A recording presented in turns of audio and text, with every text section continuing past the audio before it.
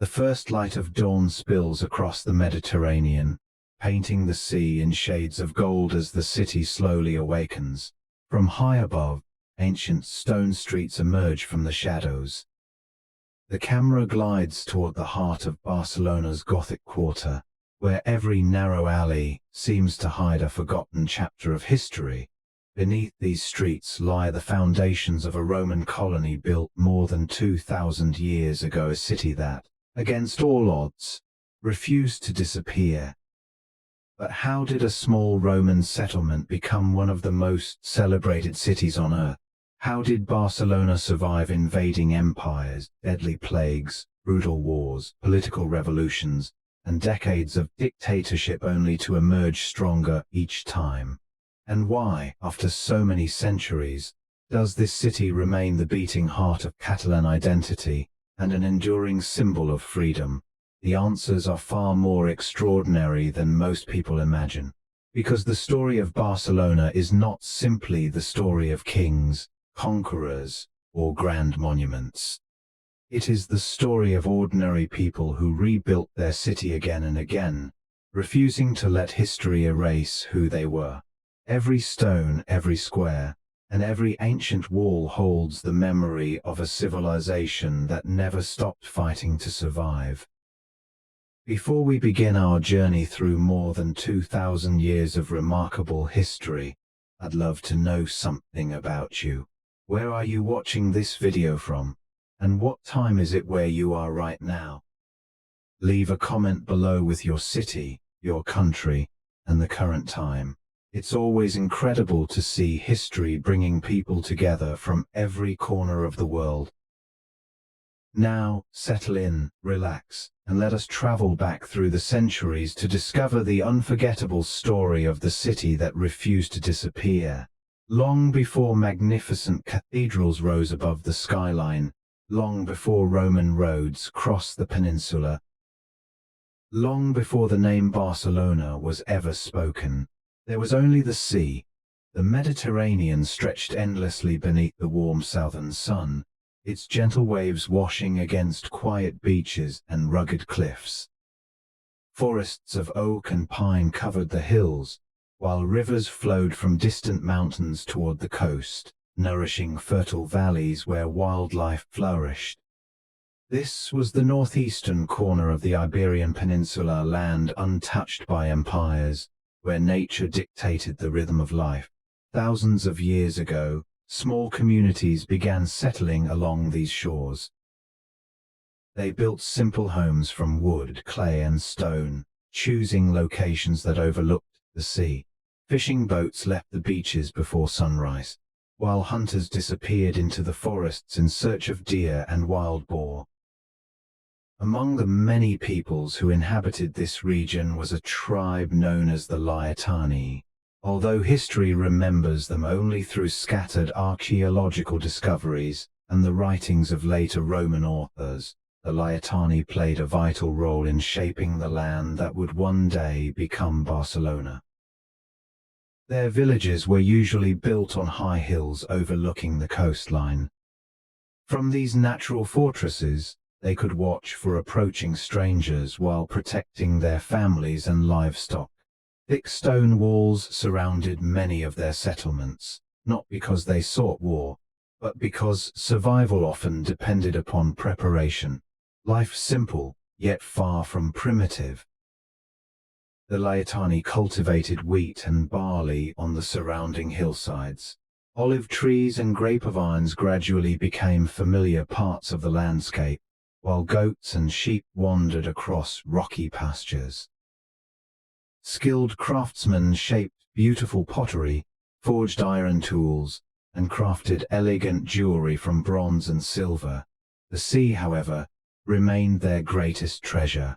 Every morning, fishermen pushed their wooden boats into the calm Mediterranean waters. They returned carrying tuna, sardines, shellfish, and countless other gifts from the sea. Salt, harvested from nearby coastal marshes, preserved their food and became a valuable commodity for trade. Over time, unfamiliar sails began appearing on the horizon. They belonged to traders from civilizations. The Phoenicians arrived first. Master sailors from the eastern Mediterranean, they traveled astonishing distances in search of metals, timber and new trading partners. Rather than conquering the local tribes, they exchanged goods.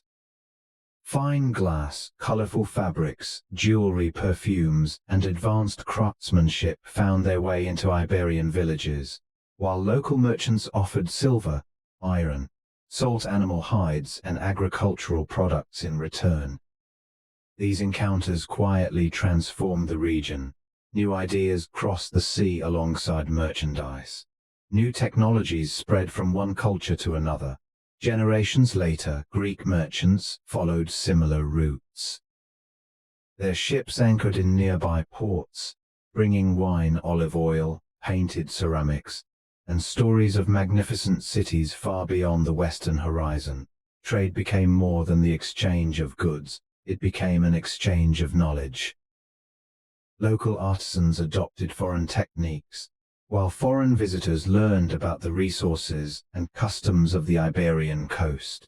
Slowly, this once isolated shoreline became connected to the wider Mediterranean world. Yet despite these growing connections, mystery still surrounded the land. Ancient legends began to emerge. One story claimed that the great hero Hercules had reached these shores during his legendary travels after completing his famous labors. According to later medieval tradition, one of his ships was separated from the fleet during a violent storm. When it finally reached the coast, the crew established a settlement that became known as Barcelona, the ninth ship. Over centuries, some storytellers suggested this name gradually evolved into Barcelona. Another legend linked the city's origins to the powerful Carthaginian family of Hamilcar Barca, father of the famous general Hannibal. Some believed the Barca dynasty founded a settlement here centuries before the Romans arrived, giving the city its name. Modern historians remain skeptical of both tales. No convincing archaeological evidence confirms either story, yet legends often reveal something deeper than historical fact. They reflect humanity's desire to explain remarkable places through equally remarkable stories.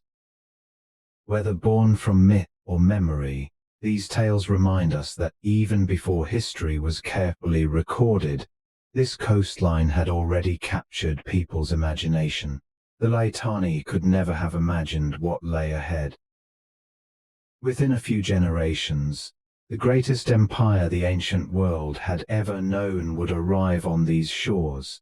The quiet villages overlooking the Mediterranean would begin a transformation that would echo across more than 2,000 years of history. And from those humble beginnings, the city called Barcelona would slowly begin to emerge. By the time the 1st century before Christ drew to a close, the Mediterranean belonged to one power, Rome. Its legions had marched across mountains, deserts, and seas, bringing vast territories under the authority of a single empire. The Iberian Peninsula, once divided among countless tribes, had gradually fallen under Roman control after decades of fierce campaigning. For Rome, victory was only the beginning. Conquered lands had to be governed, defended, and transformed into lasting parts of the empire. Roads would replace dirt paths. Laws would replace tribal customs. Cities would become the foundations of Roman civilization. It was during the reign of Emperor Augustus, around the end of the 1st century before Christ, that a small colony was established on a modest hill overlooking the Mediterranean. The Romans called it Colonia Julia Augusta Faventia Paterna Barcino. Thankfully, history would shorten the name to simply Barcino. Unlike the great Roman cities of Tarraco or Emerita Augusta, Barcino was never intended to become a vast provincial capital. Instead, it was built as a carefully planned colony for retired Roman soldiers and loyal citizens who had served the empire. These veterans were rewarded with land security and the opportunity to begin new lives on Rome's expanding frontier. Although small in size, Barcino reflected everything Rome believed a city should be. Nothing was left to chance. Roman engineers laid out the settlement with remarkable precision. Instead of winding streets that followed the landscape, they designed a perfect grid. Straight roads crossed one another at right angles, creating orderly city blocks that made movement, trade, and defense far more efficient. Two main streets formed the heart of the city. The Cardo Maximus ran from north to south. The Decumanus Maximus stretched from east to west. Where these two great roads met stood the bustling center of Barcino, the Forum. This was more than a marketplace. It was the city's beating heart. Merchants displayed goods from across the empire. Farmers arrived with grain, olives, and wine from the surrounding countryside. Government officials announced new laws. Philosophers debated ideas beneath shaded porticos, while ordinary citizens gathered to exchange news and discuss daily life. Nearby stood magnificent temples dedicated to the Roman gods. Towering Corinthian columns reached toward the sky, reminding everyone that religion and government were deeply intertwined. Among the most impressive was the Temple of Augustus, built to honor the emperor whose vision had brought Barcino into existence. Even today, a handful of its massive columns still stand quietly within Barcelona's Gothic Quarter, offering a remarkable glimpse into the city's Roman beginnings. Roman life also revolved around comfort and community. Public bathhouses became one of Barcino's most important social spaces. These were far more than places to wash. Citizens gathered there to exercise, relax, conduct business, exchange political opinions, and strengthen friendships. Heated floors carried warm air beneath polished stone, while carefully engineered aqueducts supplied fresh water from distant sources, a level of engineering that astonished much of the ancient world. Water itself became one of Rome's greatest achievements. Aqueducts carried clean water into the city every day, feeding fountains, workshops, and private homes. Meanwhile, sophisticated drainage systems carried waste away, making Barcino cleaner and healthier than many settlements that had existed before Roman rule. Yet Rome never forgot that prosperity required protection. Around the settlement rose strong defensive walls constructed from heavy stone blocks. Watchtowers overlooked every approach, while sturdy gates controlled who entered and left the colony. As the centuries passed and threats to the empire increased, these fortifications were expanded and reinforced until Barcino possessed some of the strongest city walls in Roman Hispania. Behind those walls, daily life flourished. Blacksmiths hammered iron into tools and weapons. Potters fired clay into elegant vessels. Bakers filled the streets with the aroma of fresh bread. Children studied Latin, while merchants counted coins from every corner of the Mediterranean. Ships arrived carrying marble from Italy, fine ceramics from Gaul, spices from the East, and luxury goods that connected this modest colony to an empire stretching across 3 continents. Although Barcino remained relatively small home to only a few thousand inhabitants, it occupied an increasingly valuable position along the northeastern coast of Hispania. Situated between important trade routes and protected by a natural harbor, it became a reliable center for commerce, agriculture, and administration. Wine, olive oil, salted fish, and local products flowed through the colony, linking it to the vast economic network of Rome. For nearly 4 centuries, the Roman Empire brought stability, prosperity, and a shared identity to Barcino. Latin became the language of government and daily life. Roman law shaped society. Architecture, engineering, and urban planning transformed what had once been the land of the Laetani into a thriving Roman town. The empire itself would one day begin to weaken, its frontiers would crumble, its legions would retreat. But Barcino would endure. The city founded by Augustus would outlive the empire that created it, carrying Rome's legacy into a new and uncertain age. As the sun rose above the Mediterranean each morning, Barcino slowly came to life. The city was never as large or as wealthy as Rome itself, yet within its sturdy stone walls existed a thriving community where thousands of lives intertwined every single day. The sounds of footsteps echoed through the narrow streets. Shopkeepers lifted their wooden shutters. Bakers prepared fresh loaves before dawn, while merchants arranged colorful goods outside their stores, ready to welcome customers from near and far. For the ordinary citizens of Barcino, life followed a familiar rhythm. Most people woke with the sunrise. Families gathered for a simple breakfast of bread, olives, cheese, and diluted wine before beginning their daily work. Children accompanied their parents through the bustling streets, learning trades that had often been passed down through generations. Commerce was the heartbeat of the city. Barcino's location along the Mediterranean made it an ideal stopping point for traders traveling between Italy, Gaul, North Africa, and the Iberian Peninsula. Merchant ships arrived carrying fine pottery, glassware, marble, spices, perfumes, and luxurious fabrics from distant provinces. In return, the surrounding countryside produced wine, olive oil, salted fish, grain, and metals that found eager buyers across the Roman world. Successful merchants became some of the city's most respected citizens. Many owned elegant homes decorated with colorful mosaics and painted walls. Their businesses connected Barcino to an empire stretching from Britain to Egypt, proving that even a relatively small colony could play an important role in Rome's vast economy. Yet prosperity did not belong to everyone. Like nearly every Roman city, Barcino depended heavily upon slavery. Slaves came from many different parts of the empire. Some had been captured during wars, while others had been sold into slavery because of debt or poverty. They worked in wealthy households, cared for children, prepared meals, cleaned homes, harvested crops, and assisted craftsmen in workshops. Not every slave lived the same life.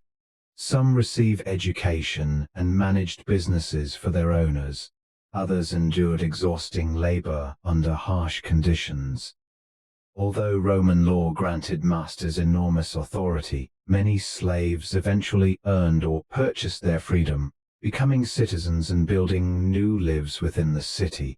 The Roman army also shaped daily life, even during times of peace. While Barcino was not a major military fortress, soldiers regularly passed through its gates. They protected roads, guarded trade routes, maintained order, and reminded everyone that Roman authority extended to every corner of the empire. Veterans who had completed their military service often settled here with their families, bringing discipline, engineering skills, and Roman customs that strengthened the growing community. At the center of city life stood the marketplace. The forum was rarely quiet. Farmers arrived with baskets overflowing with fruit and vegetables. Fishermen displayed the morning's catch from the Mediterranean. Blacksmiths sold tools, nails, and farming equipment. Potters stacked carefully crafted jars beside woven baskets filled with grain, herbs, and dried figs. The air carried countless aromas: fresh bread baking in stone ovens, olive oil poured into clay vessels, incense drifting from nearby temples, and voices.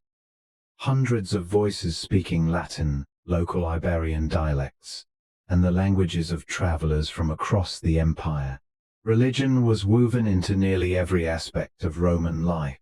Temples honored Jupiter, Juno, Minerva, Mercury, and many other gods believed to protect the city and its people. Festivals filled the streets with music, sacrifices, and public celebrations, while priests performed ceremonies asking the gods for prosperity, healthy harvests, and victory over misfortune. As the centuries passed, however, a new faith quietly began to spread. Christianity first arrived through merchants, travelers, and small communities meeting in private homes. Though initially viewed with suspicion and at times brutally persecuted, it gradually gained followers throughout Barcino. By the 4th century, after Emperor Constantine embraced Christianity, churches began replacing older temples, marking one of the greatest cultural transformations in the city's history. The architecture of Barcino reflected Rome's remarkable confidence. Strong stone walls protected the settlement. Public baths offered warmth and relaxation. Aqueducts delivered fresh water from distant hills, while paved roads kept the city connected throughout the year. Wealthy homes featured interior courtyards, elegant columns, colorful frescoes, and intricate mosaic floors, depicting scenes from mythology and everyday life. Every building served a purpose. Every street reflected careful planning. Even after nearly 2,000 years, traces of Roman Barcino remain remarkably visible. Walk through Barcelona's Gothic Quarter today, and beneath the medieval streets lie the original Roman foundations. Massive sections of the ancient city walls still stand, their weathered stones silently guarding the heart of the modern city. Visitors can discover fragments of Roman roads, underground ruins, ancient workshops, and the towering columns of the Temple of Augustus, powerful reminders of the civilization that first transformed this coastal settlement into a true city. Few people passing through Barcelona today realize they are walking across layers of history built one civilization upon another. The cafes, plazas, and lively streets of the modern city rest upon the same foundations where Roman merchants once traded, soldiers once marched, priests once prayed, and children once laughed beneath the Mediterranean sun. The Roman Empire would not last forever. Its power would begin to fade. But the life it created inside the walls of Barcino would leave a legacy far stronger than its armies, one carved not only into stone, but into the very identity of Barcelona itself. For nearly 4 centuries, Barcino had lived beneath the protection of Rome. Its streets were orderly. Its markets were prosperous. Its laws were respected. Its walls stood as symbols of an empire that seemed eternal. To the people living inside the city, it must have been difficult to imagine a world without Rome. But even the greatest empires are not immune to time. By the 3rd century, cracks had begun to appear across the Roman world. Emperors rose and fell with alarming speed. Civil wars erupted as rival generals fought for the imperial throne. The treasury struggled under enormous military expenses, while heavy taxes burdened farmers and merchants alike. Trade routes that had once carried wealth across the Mediterranean became increasingly dangerous as piracy and instability spread. At the same time, the empire faced growing pressure from beyond its borders. Across the Rhine and the Danube, powerful Germanic tribes pushed southward. Some came as raiders searching for plunder. Others were families seeking new lands after being displaced by even greater threats moving westward from the vast Eurasian steppes. Rome's legions, once feared throughout the ancient world, found themselves stretched across thousands of miles of frontier. The empire was simply too large to defend forever. Even distant Barcino began to feel the consequences. Although the city escaped many of the devastating battles that scarred other parts of the empire, uncertainty slowly replaced confidence. Imperial officials changed more frequently. Military reinforcements became less reliable. The flow of wealth from Rome gradually diminished, and local leaders were forced to take greater responsibility for defending their own communities. Ironically, the massive stone walls built centuries earlier proved more valuable than ever. As insecurity increased, Barcino strengthened its fortifications. Existing Roman walls were reinforced with thicker masonry and additional towers, transforming the city into one of the strongest fortified settlements in northeastern Hispania. These walls would soon face a new generation of rulers. Among the Germanic peoples entering the Roman world were the Visigoths. Originally, they had not intended to destroy the empire. Many had served within the Roman army, others sought protection, land, and recognition from Roman emperors. Yet a series of misunderstandings, broken agreements, and political failures pushed both sides toward conflict. In the year 378, the Visigoths inflicted one of Rome's greatest military defeats at the Battle of Adrianople. The myth of Rome's invincibility had been shattered. A generation later, in 410, the unimaginable happened. The city of Rome itself was sacked. Although the empire continued for several decades in the West, everyone understood that history had entered a new age. By the early 5th century, Roman authority across Hispania weakened dramatically. Local governors disappeared. Imperial administration faded. One province after another slipped beyond Rome's control. Eventually, the Visigoths established themselves as the dominant power across much of the Iberian Peninsula. Unlike many invading armies, they did not erase everything Rome had built. Instead, they inherited it. Roman roads continued to carry travelers. Roman laws influenced their government. Latin remained the language of administration and everyday communication. The newcomers adapted to the civilization they had conquered. For a brief but significant period during the 6th century, Barcelona emerged as one of the most important cities in the Visigothic kingdom. Several Visigothic kings chose the city as a royal residence, transforming Barcino from a modest provincial colony into a center of political authority. Royal courts gathered within its fortified walls. Nobles, bishops, military commanders, and administrators arrived from across the kingdom, bringing new influence and prestige. Although Toledo would later become the permanent capital of the Visigothic kingdom, Barcelona remained one of its principal cities, a place where important decisions affecting the future of Hispania were often made. Yet perhaps the greatest transformation during this period was not political. It was spiritual. For centuries, Christianity had quietly grown within the Roman Empire. At first, Christians gathered secretly. Many worshipped in private homes, fearing persecution from imperial authorities who viewed their faith with suspicion. Some paid for their beliefs with imprisonment or even death. Everything changed after Emperor Constantine legalized Christianity in the early 4th century. Soon afterward, the religion spread rapidly throughout the empire. By the time the Visigoths ruled Barcelona, Christianity had become the defining faith of the city. Ancient temples dedicated to Jupiter, Mercury, and other Roman gods slowly fell into decline. Churches rose where pagan sanctuaries had once stood. The ringing of church bells gradually replaced the chants once heard in Roman temples.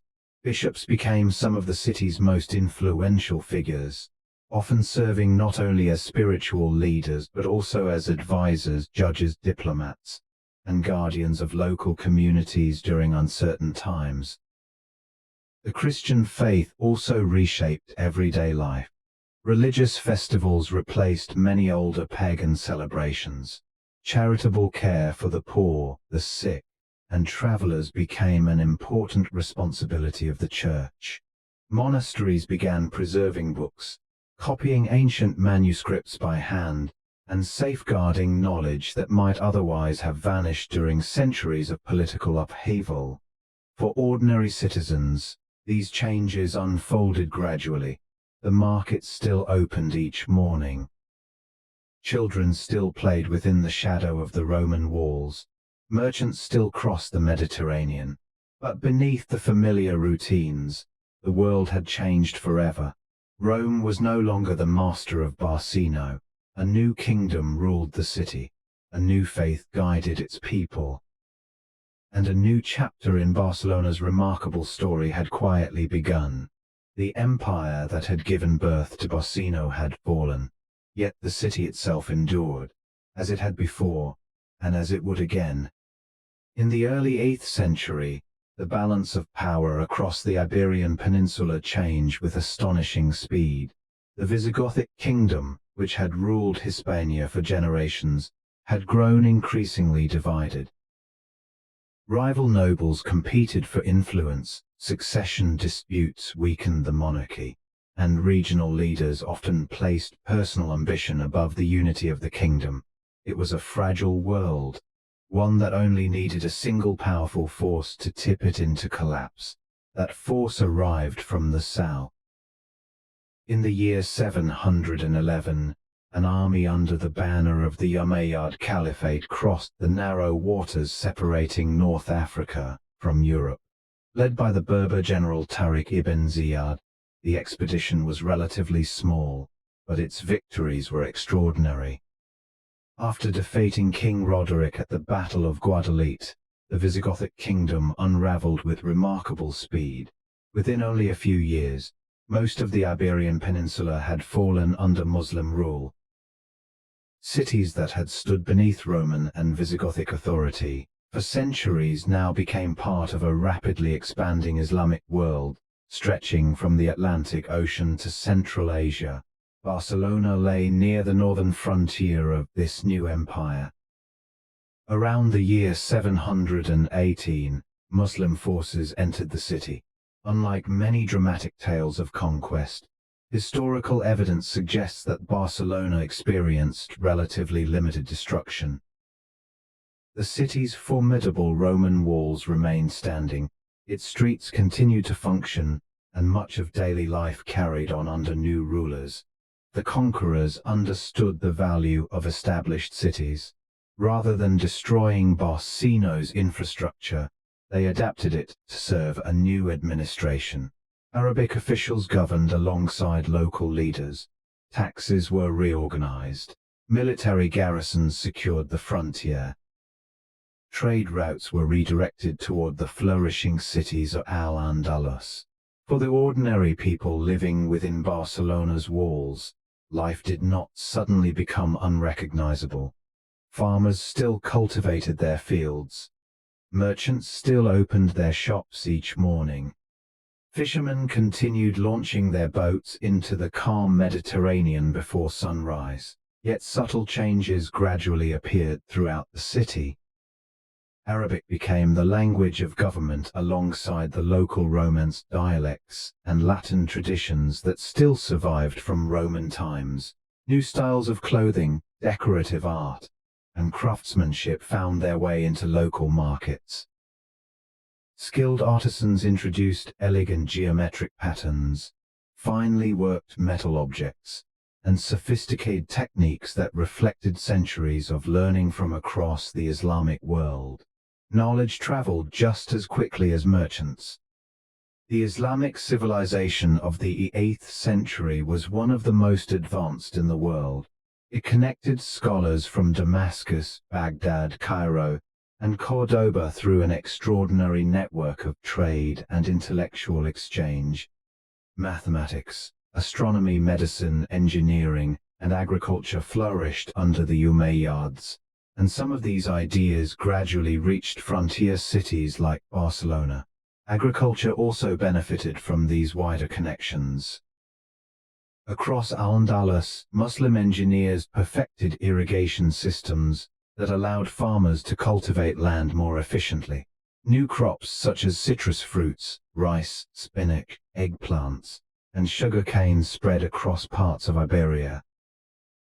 While Barcelona's northern climate differed from southern Spain, improved farming knowledge and trade introduced fresh possibilities for local communities. Religion also entered a new chapter. Islam became the faith of the governing elite, while Christians and Jews were generally permitted to continue practicing their own religions under protected status, provided they paid certain taxes and accepted the authority of the new rulers. Churches remained active. Christian communities continued their traditions. Jewish merchants expanded commercial networks that connected Iberia with ports across the Mediterranean. The city became a place where different cultures, languages, and beliefs coexisted, sometimes peacefully, sometimes under tension, but always influencing one another. Although Muslim rule in Barcelona lasted only a few generations, it left lasting impressions. Trade became increasingly international. Craftsmanship evolved. Ideas flowed more freely across continents. The city was no longer looking only toward Rome or the old Visigothic world. It had become part of a civilization that stretched from the Atlantic shores of Iberia to the deserts of Arabia and beyond. Yet Barcelona occupied an uncertain position. Unlike the great southern cities of Córdoba, Seville, or Toledo, it stood close to the northern frontier of Al-Andalus. Beyond the Pyrenees, a new power was beginning to emerge: the Frankish kingdom under the ambitious Carolingian dynasty. The frontier between the Islamic and Christian worlds grew increasingly unstable. Raids became more frequent. Fortifications were strengthened. Both sides recognized Barcelona's strategic importance. Its future would soon be decided not by peaceful trade, but by armies marching across the mountains.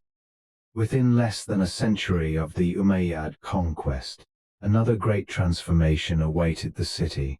A mighty emperor from the north would turn his attention toward Barcelona, setting the stage for a struggle that would forever alter the destiny of Catalonia. The age of Islamic Barcelona was brief, but its influence echoed long after its rulers had departed, becoming one of the many cultural layers that shaped the remarkable city Barcelona would one day become. By the end of the 8th century, Barcelona stood on the edge of two worlds. To the south stretched the powerful Islamic Emirate of Al-Andalus. To the north rose the expanding Frankish kingdom, ruled by one of Europe's most ambitious leaders, Charlemagne. The Mediterranean city had become far more than a coastal settlement. It was now a frontier, a place where civilizations met, traded, competed, and fought for control. Charlemagne understood the importance of this frontier better than anyone. Having united much of Western Europe under his rule, he sought not only to expand his empire but also to secure its southern borders against future Muslim raids. Rather than pushing deep into the Iberian Peninsula, he envisioned a chain of fortified territories that would serve as a protective shield between the Frankish heartland and Al-Andalus. This defensive frontier became known as the Spanish March. It was not a single province, but a collection of counties stretching along the eastern Pyrenees, each governed by loyal counts appointed by the Frankish crown. Their mission was clear: defend the frontier, maintain order, and prevent invasions from the south. Barcelona would soon become the most important of them all. In the year 801, Charlemagne's son, Louis the Pious, led a carefully planned campaign against the city. After a prolonged siege, Barcelona surrendered to the Frankish army. Unlike many conquests in history, the city's capture did not end in widespread destruction. Its Roman walls remained standing. Its streets continued to bustle with merchants and craftsmen. Its strategic location was simply too valuable to destroy. Instead, Barcelona entered a new chapter under Carolingian rule. The Muslim governors departed. Frankish administrators arrived. Churches once again became central institutions of civic life, while Christian authority was firmly re-established throughout the region. Barcelona now stood as the southern gateway of the Carolingian Empire. Its walls guarded not only a city, but the frontier between two great civilizations. To govern this vital territory, the Franks established the county of Barcelona. Initially, its counts were appointed directly by the emperor. They acted as military commanders, judges, tax collectors, and representatives of Frankish authority. Their responsibilities extended far beyond the city's walls, overseeing nearby villages, fortresses, and mountain passes that protected the approaches through the Pyrenees. The county quickly grew in importance. Its fertile countryside supported agriculture. Its harbor connected northern Europe with the Mediterranean. Its fortifications discouraged invasion while encouraging commerce. As peace gradually returned to the frontier, merchants once again filled the markets with goods arriving from distant lands. Life slowly recovered from decades of conflict. Yet something unexpected was beginning to happen. The further Barcelona lay from the imperial capital at Aachen, the more independently its local rulers began to govern. Communication across hundreds of miles was slow. Emperors changed. Political priorities shifted. The counts of Barcelona increasingly made their own decisions regarding defense, diplomacy, and local administration. The turning point came in the late 9th century. Count Wilfred the Hairy, one of the most celebrated figures in Catalan history, transformed the county in ways that would shape the centuries ahead. Rather than serving merely as an appointed official, he established hereditary rule, allowing power to pass from father to son. This seemingly simple change altered everything. The county of Barcelona was no longer just an outpost of a distant empire. It was becoming a political entity with its own continuity, its own leadership, and its own future. At the same time, the counties of the Eastern Pyrenees grew increasingly connected. Though each remained politically distinct, they shared similar languages, traditions, legal customs, and religious institutions. Over generations, these counties began to develop a common regional identity. It was during this gradual transformation that the foundations of Catalonia were laid. No single day marked its birth. There was no dramatic declaration of independence. Instead, Catalonia emerged slowly through shared history, common institutions, and generations of people who increasingly viewed themselves as belonging to the same land. Latin gradually evolved into the early Romance dialects that would eventually become the Catalan language. Monasteries preserved knowledge and copied manuscripts by candlelight. Churches became centers of education, law, and community life.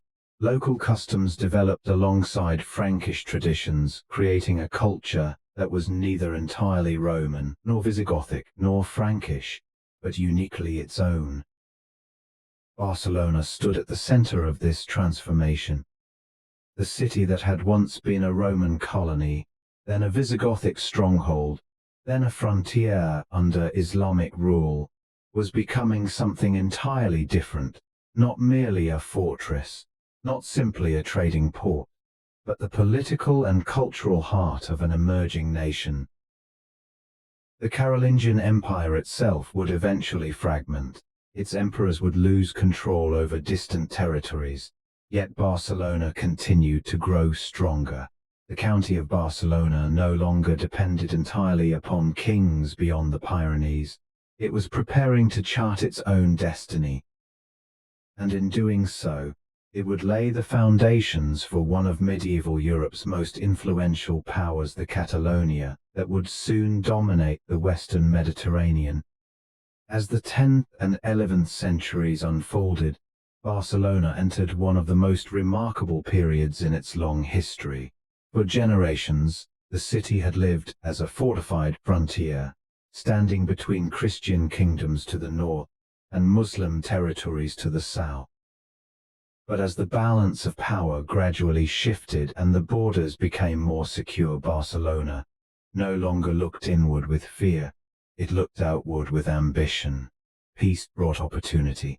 Opportunity brought prosperity, and prosperity transformed the city beyond recognition.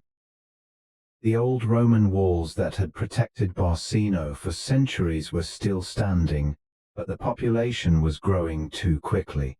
Families built homes beyond the ancient fortifications. New neighborhoods appeared outside the gates, filled with craftsmen, merchants, sailors, and laborers seeking better lives in the expanding city. What had once been a small Roman colony was becoming a thriving medieval metropolis. Eventually, the city faced an obvious challenge. Its people had outgrown its defenses. To protect these expanding districts, Barcelona began constructing new defensive walls that stretched far beyond the original Roman boundaries. Massive stone fortifications surrounded the growing suburbs, enclosing churches, workshops, marketplaces and residential quarters that had once stood exposed outside the city. Tower after tower rose above the skyline. Heavy gates controlled every entrance. Watchmen patrolled the walls both day and night. These fortifications did more than defend the city. They symbolized confidence. Barcelona was no longer merely surviving, it was flourishing. At the heart of this expanding city stood its churches. Christianity shaped every aspect of medieval life, and magnificent religious buildings reflected both the faith and the wealth of the community. Bells echoed across the rooftops each morning, calling worshippers to prayer, while marking the rhythm of daily life. Among the most important buildings was the growing cathedral, which occupied the site of earlier Christian churches dating back to the Visigothic period. Although the magnificent Gothic cathedral admired today would not reach its final form until centuries later, its medieval predecessors already served as the spiritual center of Barcelona. Pilgrims arrived seeking blessings. Bishops advised local rulers. Schools attached to churches educated future priests, scholars, and administrators. Religion and civic life were inseparable. Nearby, fortified castles reminded everyone that medieval peace could never be taken for granted. The Count of Barcelona governed from secure strongholds that combined military defense with political authority. Their stone towers overlooked the surrounding countryside, while soldiers remained ready to respond to raids or rebellion. Yet these castles were more than military headquarters. They were centers of government where justice was administered, taxes collected, treaties negotiated, and the future of the county decided. As security improved, another powerful force reshaped Barcelona: commerce. Ships increasingly filled the harbor. Merchants arrived from Italy, southern France, North Africa, and beyond, bringing spices, wool, wine, ceramics, precious metals, timber, and fine textiles. Mediterranean became not a barrier, but a highway connecting Barcelona to countless distant ports. The city's markets grew larger every year. Streets became crowded with traders speaking different languages. Money changed hands from sunrise until dusk. Goods from across Europe and the Islamic world could now be found within walking distance of one another. With prosperity came specialization. Blacksmiths focused entirely on ironwork. Carpenters perfected their craft. Weavers produced fine fabrics. Leather workers, bakers, stonemasons, goldsmiths, shipbuilders, and countless other artisans established permanent workshops throughout the city. To protect their interests, these craftsmen formed organizations known as guilds. Each guild represented a specific profession. Membership was carefully regulated. Young apprentices spent years learning from experienced masters before earning the right to open their own workshops. The guilds maintained quality standards, settled disputes, cared for members during illness, and supported the families of craftsmen who had fallen into hardship. In many ways, they became the backbone of medieval Barcelona's economy. Walking through the city during this period would have been an unforgettable experience. The ringing of church bells blended with the sound of blacksmiths' hammers striking glowing iron. The scent of fresh bread drifted from neighborhood bakeries. Colorful fabrics fluttered above market stalls. Horse-drawn carts rattled over cobbled streets, while sailors unloaded cargo from distant lands. Every corner seemed alive with movement. Every street reflected growing confidence. Barcelona was no longer simply a fortified town defending a frontier. It was becoming one of the most dynamic commercial centers of the Western Mediterranean. Its wealth funded new churches. Its trade attracted ambitious merchants. Its skilled craftsmen earned reputations far beyond Catalonia. Most importantly, its people were beginning to think of themselves not as inhabitants of a remote borderland, but as citizens of a city whose future lay upon the sea. The centuries of invasion and uncertainty had not disappeared from memory, but they were gradually being replaced by something new: optimism, and the quiet belief that Barcelona's greatest days still lay ahead. That belief would soon be tested on an even larger stage. For as its ships ventured farther across the Mediterranean, Barcelona was preparing to build not only a prosperous city, but a maritime power whose influence would reach kingdoms far beyond the horizon. By the 12th century, Barcelona had outgrown the role of a prosperous regional city. The Mediterranean, once a distant horizon beyond its harbor, became the stage upon which Catalonia would project its power. The turning point came in 1137, when the county of Barcelona entered a dynastic union with the Kingdom of Aragon through the marriage of Count Ramed, Berenguer IV and Princess Petronila of Aragon. This was not a simple marriage.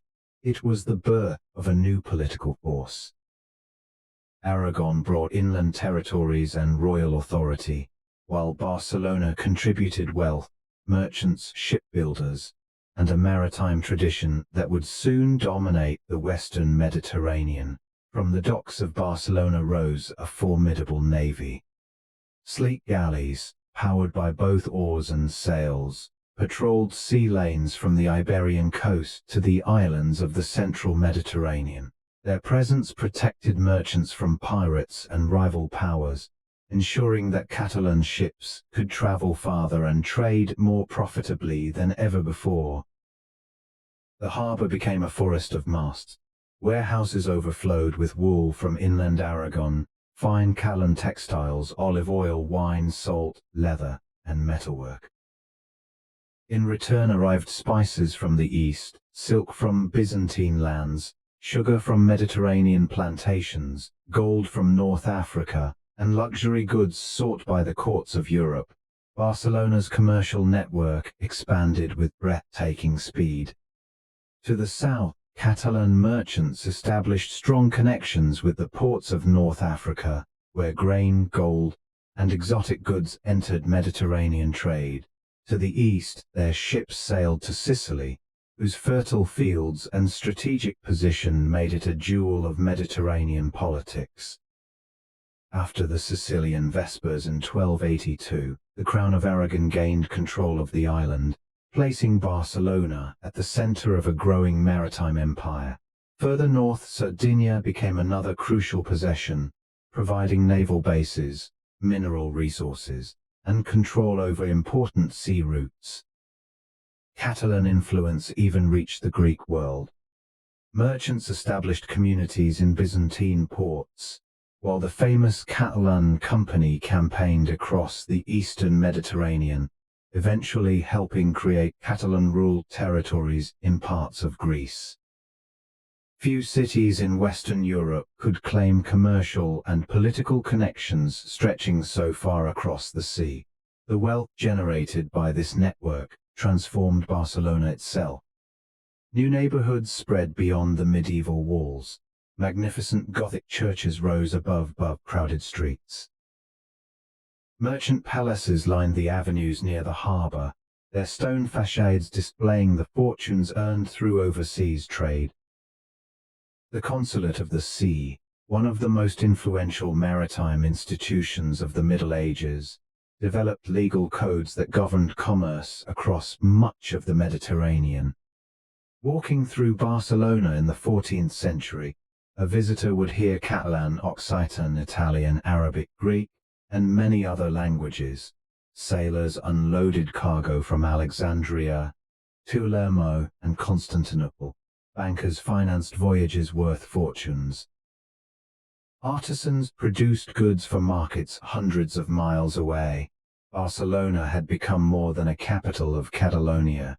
It was the queen of the Mediterranean, a commercial supercity whose ships, merchants, and laws connected the western and eastern seas.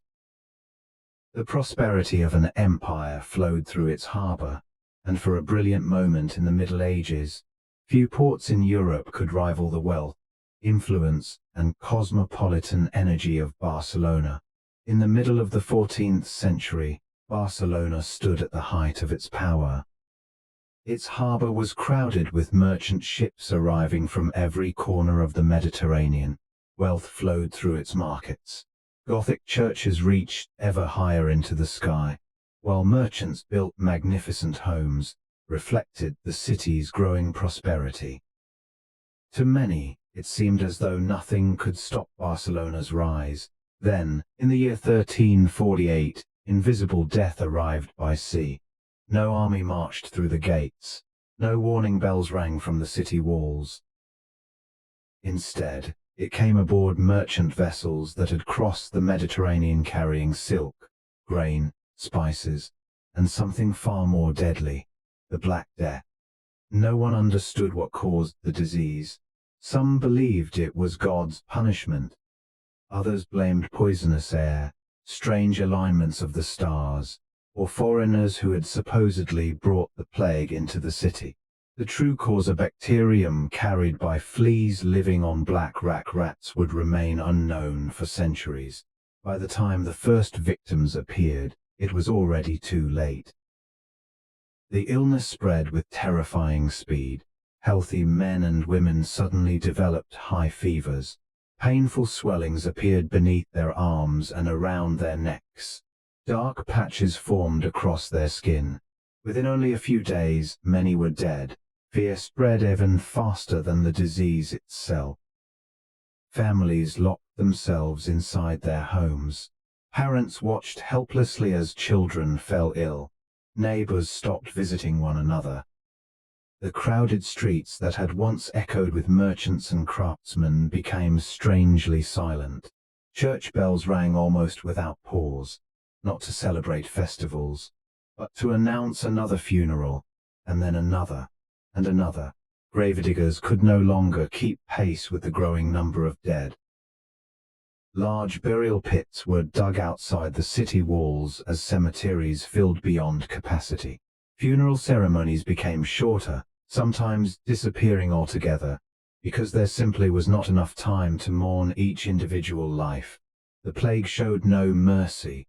Rich merchants died beside poor laborers. Priests, soldiers, nobles, craftsmen, and children all faced the same invisible enemy. No wealth could purchase safety. No castle wall could keep death outside. Historians estimate that Barcelona may have lost nearly half of its population during the devastating outbreak. Entire households vanished. Some streets were left almost deserted. Workshops closed because there were no craftsmen left to operate them. Fields outside the city went uncultivated as farmers either died or fled. The harbor, once alive with international commerce, grew unusually quiet. Many ships avoided infected ports. Trade slowed dramatically.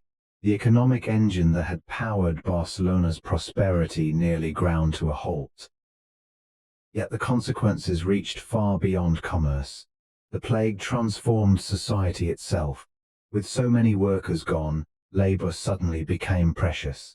Survivors found themselves in greater demand than ever before. Farmers could negotiate better conditions. Skilled craftsmen earned higher wages. Servants who had once possessed little bargaining power discovered that employers desperately needed their work. The old social order, built upon an abundance of labor, began to weaken. The nobility and wealthy landowners struggled to maintain the same level of control they had enjoyed before the plague. At the same time, faith itself was tested. Many people had believed that churches offered protection from divine punishment, yet priests died alongside their congregations. Monasteries lost entire communities of monks. Even the most devoted believers questioned why such suffering had been allowed.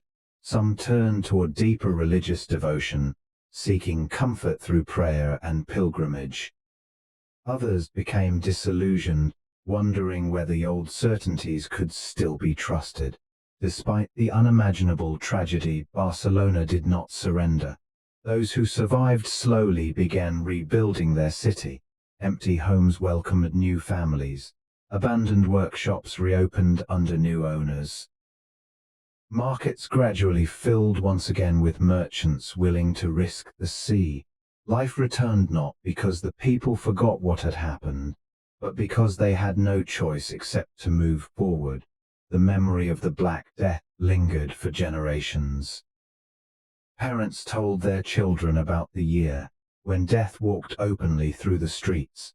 City officials introduced stricter public health measures whenever new outbreaks threatened. Hospitals expanded. Religious processions commemorated those who had been lost. The plague had permanently changed how people understood life, illness, and their own mortality. Barcelona eventually recovered. Its streets would once again become crowded. Its harbor would once again welcome ships from distant lands. But the city that emerged after 1348 was not the same one that had existed before. The Black Death had stolen countless lives. It had shaken faith, transformed society, and interrupted an age of extraordinary prosperity. Yet even this catastrophe could not erase Barcelona. Like so many times before, the city endured, and from the shadow of one of history's greatest disasters, it slowly prepared for another chapter of change. As the 15th century drew to a close, Barcelona stood at a crossroads. For centuries, it had been one of the Mediterranean's greatest trading cities. Its merchants sailed to Sicily, Sardinia, North Africa, and the eastern Mediterranean. Its shipyards built powerful fleets, and its markets bustled with goods from across Europe and beyond. Yet history was beginning to change direction. The sea that had once made Barcelona rich was no longer the center of the world. A new age was approaching, one shaped not by the Mediterranean, but by the Atlantic Ocean. The transformation began with one of the most influential royal marriages in European history. In 1469, Ferdinand of Aragon married Isabella of Castile. Although their two kingdoms retained separate laws and institutions for many years, the union created a powerful alliance that laid the foundations for what would eventually become Spain. For Barcelona, the marriage carried enormous significance. The city belonged to the Crown of Aragon, whose influence had long stretched across the Mediterranean. Now, its future would become increasingly tied to Castile, a kingdom whose ambitions pointed westward rather than east. The united monarchs strengthened royal authority across the peninsula. They reduced the power of rebellious nobles, reformed administration, and worked to create a more centralized monarchy. Their reign marked the beginning of a new political era. One kingdom, one royal family, one increasingly unified vision. The year 1492 became one of the most remarkable years in world history. After centuries of conflict, the final Muslim kingdom of Granada surrendered to Ferdinand and Isabella, bringing the long Reconquista to an end. The Iberian Peninsula was, for the first time in centuries, almost entirely under Christian rule. But another event that same year would reshape the entire planet. An Italian navigator named Christopher Columbus arrived at the royal court seeking support for an ambitious voyage across the Atlantic. Many advisors believed his proposal was impossible. Others considered it too risky. Ferdinand and Isabella eventually agreed to finance the expedition. When Columbus returned from his first voyage, he arrived not in Seville or Madrid, but in Barcelona.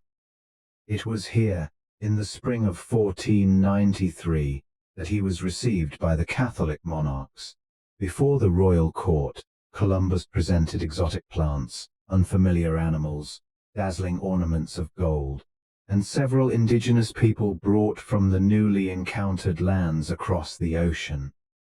For the people of Barcelona, it must have felt as though the boundaries of the known world had suddenly expanded. The discovery promised unimaginable opportunities, new trade, new wealth, new territories. A new era had begun. Yet history often carries unexpected irony. The discoveries that would enrich Spain beyond imagination would gradually weaken Barcelona's own importance. For centuries, the city's prosperity had depended upon Mediterranean commerce. Now the center of global trade shifted westward. Atlantic ports gained increasing importance as fleets sailed toward the Americas carrying settlers, soldiers, missionaries, and merchants. Cities such as Seville, with privileged access to transatlantic trade, became gateways to immense fortunes flowing from the New World. Gold and silver crossed the Atlantic in quantities Europe had never witnessed before. Much of that wealth bypassed Barcelona. Its merchants still traded successfully throughout the Mediterranean, but the world's economic heartbeat was moving elsewhere. The harbor remained active, the markets remained busy, the city continued to grow in culture, craftsmanship, and learning. Yet its position as the unrivaled commercial queen of the Mediterranean slowly faded. Political power also became more centralized under the monarchy. Decisions affecting the entire kingdom were increasingly made far from Barcelona. Although the Crown of Aragon preserved many of its historic institutions, the balance of influence gradually shifted toward Castile.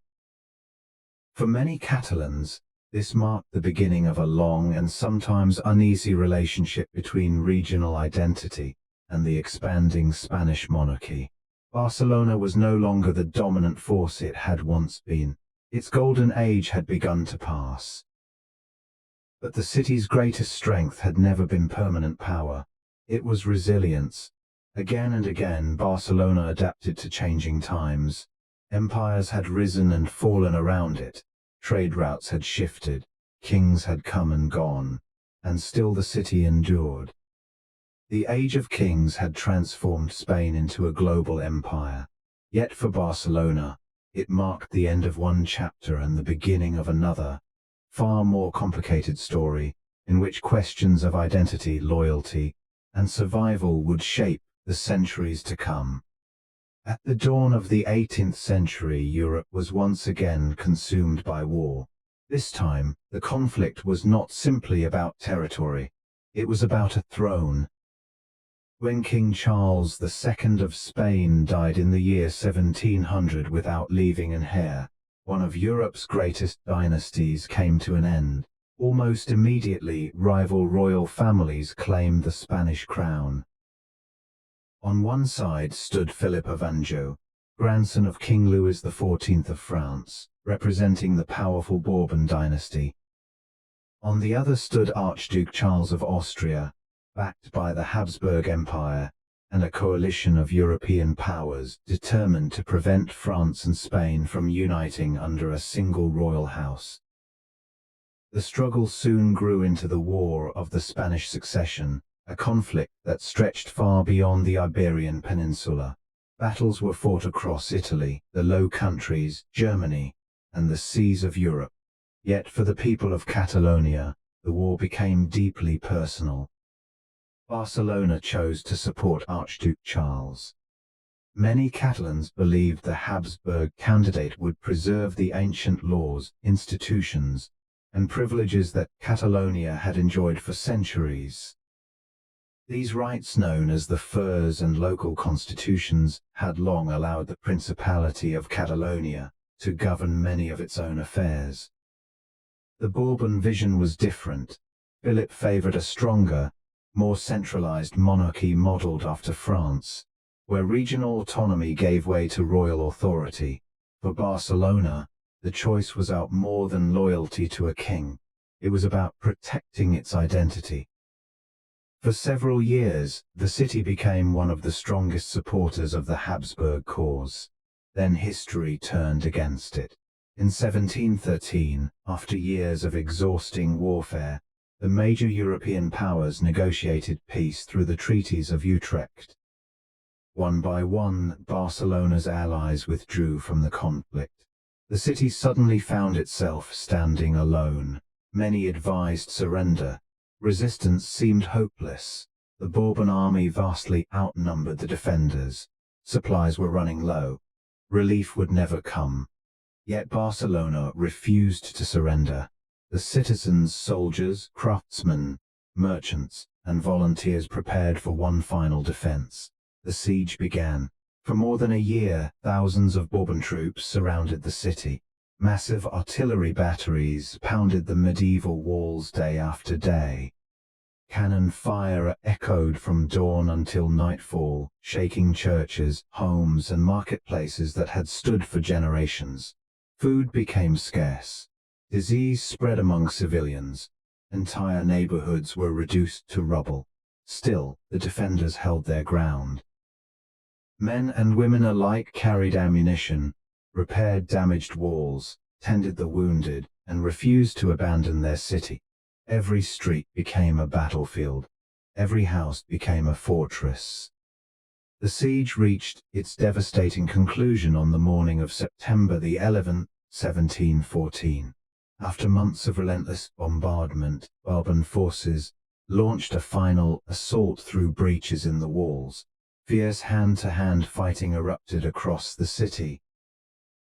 The defenders resisted with extraordinary determination, but the outcome had become inevitable.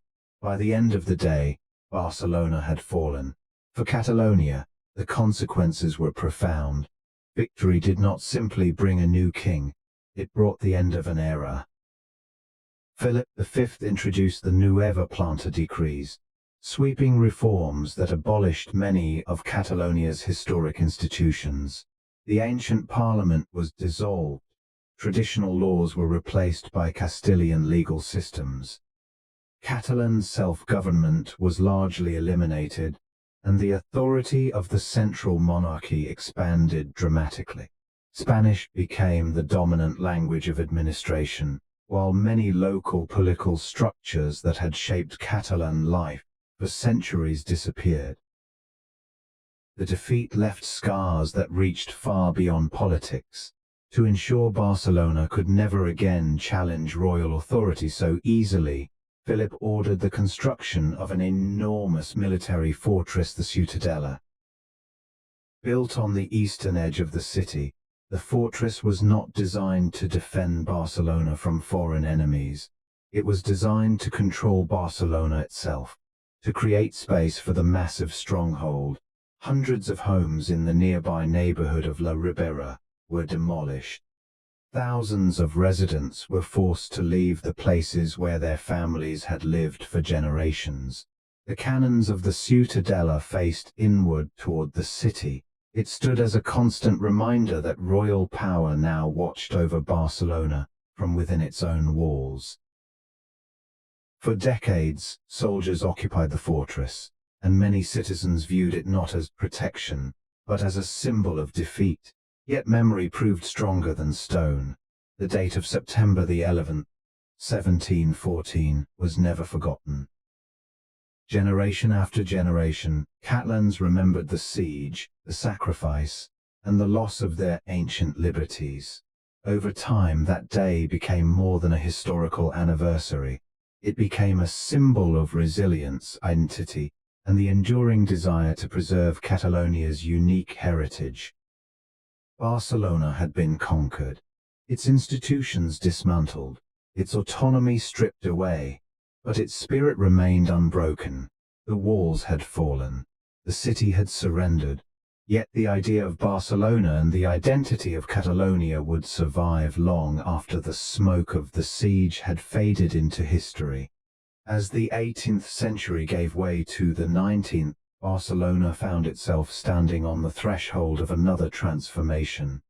For hundreds of years, the city's fortunes had risen and fallen with kings' wars and Mediterranean trade. But now, a different force was beginning to reshape Europe. It did not arrive with armies. It arrived with machines. Across the continent, the Industrial Revolution was changing the way people lived, worked, and imagined the future. Steam engines replaced human and animal labor. Factories multiplied along rivers and ports. Iron, coal, and machinery became the foundations of a new economy. Barcelona embraced this new age with remarkable speed. While much of Spain remained largely agricultural, Catalonia emerged as the country's industrial heartland. The city that had once built merchant ships now built factories. The skyline began to change. Instead of church towers alone rising above the rooftops, tall brick chimneys appeared across the horizon. Thick clouds of smoke drifted into the sky from textile mills that operated from dawn until long after sunset. The rhythmic sound of church bells was joined by another sound, the constant roar of steam-powered machines. Textile production became the engine of Barcelona's economy. Cotton imported from overseas arrived at the city's busy port before being spun, woven, and dyed inside enormous factories.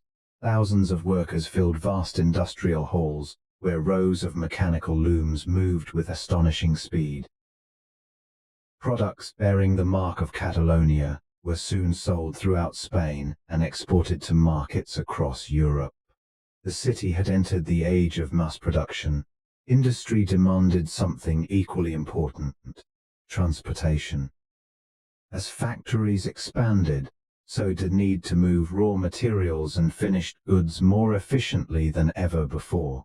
The arrival of the railway transformed everything.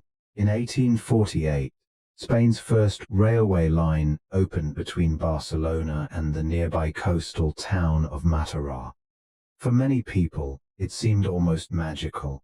A journey that once required hours by horse or carriage could now be completed in a fraction of the time. Steam locomotives pulled heavy freight wagons loaded with cotton, coal, machinery, and manufactured goods, connecting Barcelona more closely with the rest of Catalonia, and eventually, the entire country. The railway also brought people. Every year, thousands left small villages in search of opportunity. Farmers became factory workers. Young men and women arrived carrying little more than hope. Believing that Barcelona offered the chance for a better future, the city's population exploded. Neighborhoods expanded beyond the old medieval walls. Rows of apartment buildings appeared almost overnight to house the growing workforce.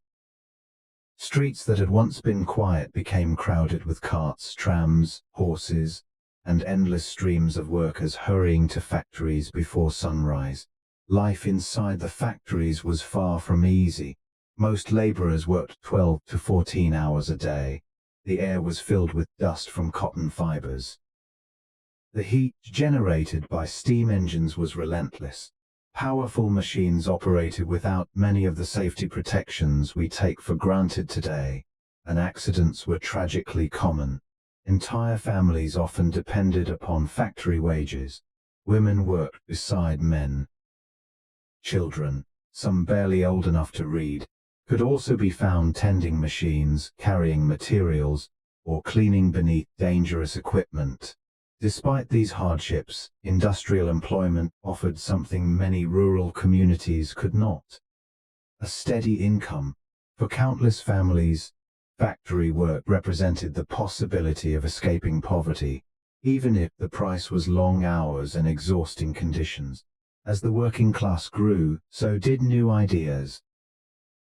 Workers began organizing associations to demand shorter hours, safer workplaces, and fairer wages. Trade unions slowly emerged despite frequent opposition from factory owners and government authorities. Strikes became increasingly common. The relationship between labor and industry would shape Barcelona's political and social life for generations. Meanwhile, the wealth created by industry transformed the city itself. Banks financed ambitious businesses. Engineers introduced new technologies. Schools trained skilled workers and technicians. Modern streets replaced older medieval pathways, while public services expanded to meet the needs of a rapidly growing urban population. Barcelona was no longer simply a historic city. It had become the industrial capital of Spain. Visitors arriving during the late 19th century encountered a city unlike any other on the Iberian Peninsula. Factory chimneys stretched toward the sky. Railway stations buzzed with activity. Warehouses lined the harbor. Thousands of workers filled the streets every morning, while entrepreneurs and inventors dreamed of even greater progress. Smoke and steel had reshaped Barcelona, just as completely as Roman walls or medieval cathedrals once had. The city had entered the modern world. Yet industrial prosperity also brought new challenges. Rapid growth created overcrowded neighborhoods, deep social inequality, and growing political unrest. The machines had made Barcelona richer than ever before, but they had also awakened new voices demanding freedom, justice, and change. The next chapter of the city's history would no longer be written only by kings or merchants. It would be written by its people. By the end of the 19th century, Barcelona was no longer defined only by its medieval walls or smoking factory chimneys. It had become a city of ambition. Industrial wealth had created a new generation of entrepreneurs, artists, and architects who believed that Barcelona should not simply grow, it should inspire. From this spirit emerged a remarkable artistic movement known as modernism. More than architectural style, modernism was a celebration of imagination. It blended art, craftsmanship, engineering, and nature into something entirely new. Flowing curves replaced rigid lines. Colorful mosaics covered buildings like living paintings. Iron balconies twisted like climbing vines, while stone seemed to bend and breathe. No architect embodied this vision more completely than Antoni Gaudí. Born in 1852 in the Catalan town of Reus, Gaudí spent much of his childhood surrounded by the landscapes that would later inspire his work. The rolling hills, the twisting branches of olive trees, the curves of seashells, and the patterns found in flowers and mountains became his greatest teachers. He often said that nature contained every answer an architect could ever need. After studying architecture in Barcelona, Gaudí quickly gained a reputation for thinking differently.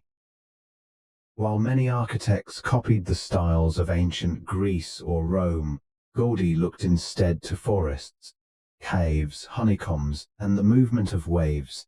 He believed buildings should feel alive, growing naturally from the earth rather than standing against it.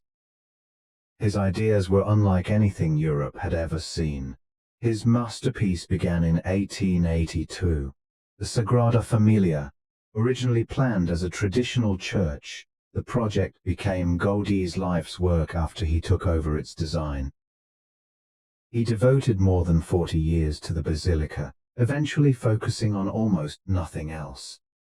Its soaring towers resembled giant sandcastles sculpted by wind and time.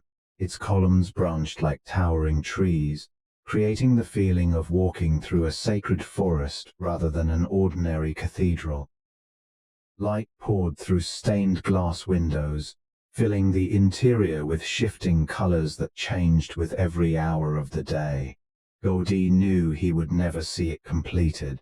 "It is not disappointing," he reportedly remarked. "My client is not in a hurry."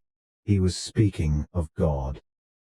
Today, more than a century later, construction continues, making the Sagrada Familia one of the longest-running building projects in history.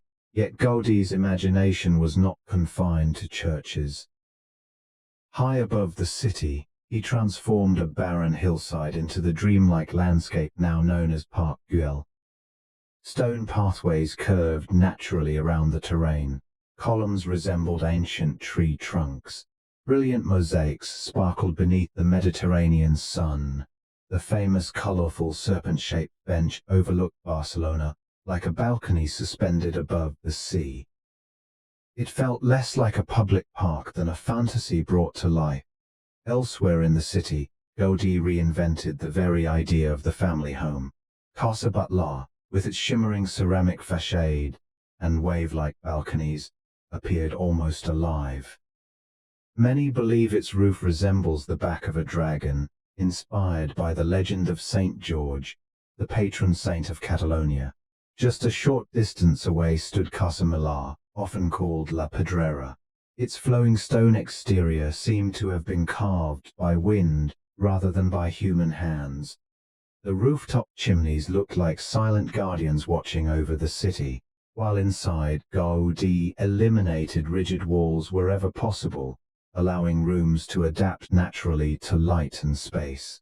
These buildings challenged everything people thought architecture should be. Some critics mocked them. Others called them strange, impossible, even ridiculous. But time transformed ridicule into admiration. Gradually, Barcelona itself began to change. The city was no longer admired only for its Roman ruins or medieval churches. It became an open-air gallery where architecture was treated as art. Visitors from around the world came not merely to see buildings, but to experience them. To walk through spaces where stone appeared to move, light became part of the design, and every detail reflected the beauty of the natural world. Antoni Gaudí did far more than design remarkable structures. He gave Barcelona a new identity. An identity built not upon conquest or commerce, but upon creativity. His vision forever changed the skyline of the city. And more than a century after his death, his extraordinary imagination continues to shape how millions of people see Barcelona not simply as a place on a map, but as one of the world's greatest masterpieces of human creativity. By the early 20th century, Barcelona had become one of Europe's most dynamic industrial cities. Its factories employed hundreds of thousands of workers. Its cafes buzzed with artists, intellectuals and political thinkers. Its streets echoed with demonstrations demanding greater rights, better working conditions, and political reform. Yet beneath the city's remarkable energy lay growing tension.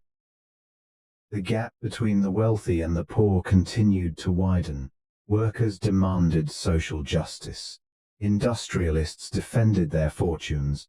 Regional nationalists called for greater autonomy. Conservatives feared revolution. Spain had become a nation deeply divided.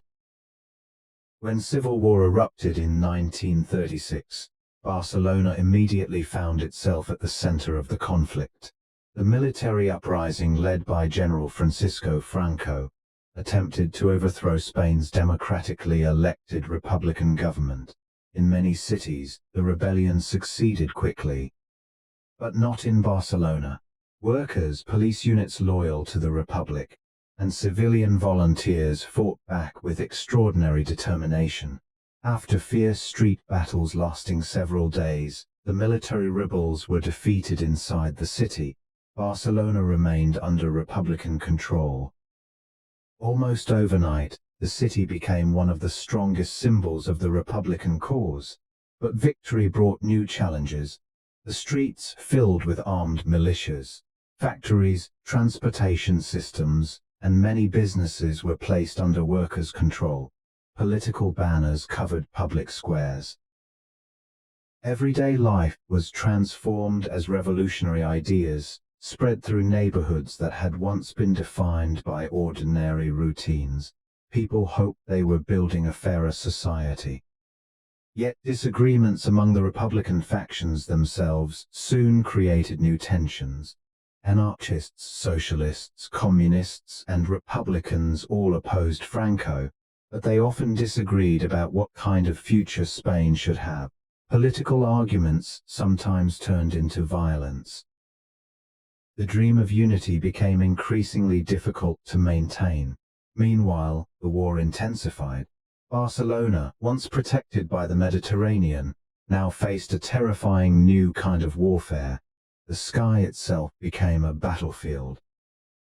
Beginning in 1937 and continuing into 1938, the city endured repeated aerial bombardments. Italian aircraft supporting Franco's nationalist forces flew over Barcelona, dropping explosives onto crowded neighborhoods, railway stations, factories, schools, and busy streets. For many civilians, this was their first experience of modern aerial warfare. There was often little warning. The sound of aircraft engines grew louder overhead. Air raid sirens screamed across the city. Families rushed toward underground shelters. Children clung to their parents. Within moments, explosions shattered buildings that had stood for generations. Clouds of dust and smoke filled the streets. Rescue workers searched through collapsed homes for survivors while church bells rang amid the chaos. The bombings claimed thousands of civilian lives and left deep psychological scars on those who survived. Yet daily life somehow continued. Bakeries reopened after air raids. Teachers held lessons whenever schools remained standing. Doctors worked around the clock in overcrowded hospitals. Citizens formed long lines for bread, fuel, and other essential supplies as shortages became increasingly severe. Electricity was often unreliable. Food became scarce. Many families survived only through rationing and mutual support from neighbors. Despite unimaginable hardship, the people of Barcelona refused to abandon their city. But by the beginning of 1939, the Republican position had become impossible to defend. Nationalist forces advanced steadily toward Catalonia. Exhausted soldiers retreated. Hundreds of thousands of civilians fled north toward the French border, hoping to escape the approaching army. On the 26th of January, 1939, Franco's troops entered Barcelona. There was little organized resistance remaining.